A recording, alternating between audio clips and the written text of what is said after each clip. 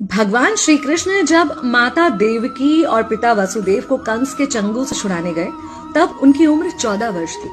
उनकी माता ने उनसे पूछा कि बेटा तुम तो भगवान हो, तो तुम हमें पहले ही कंस के चंगुल से छुड़ा सकते थे, इतनी देर क्यों कर दी?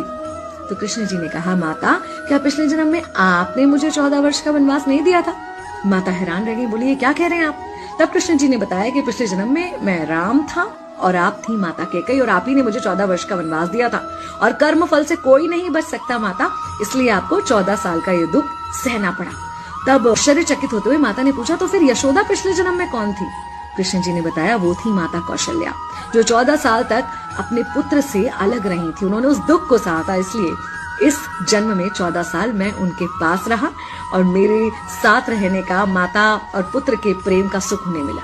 कहने का मतलब यह है कि कर्म फल से ना उस युग में कोई बचा था, ना आज कोई बचेगा।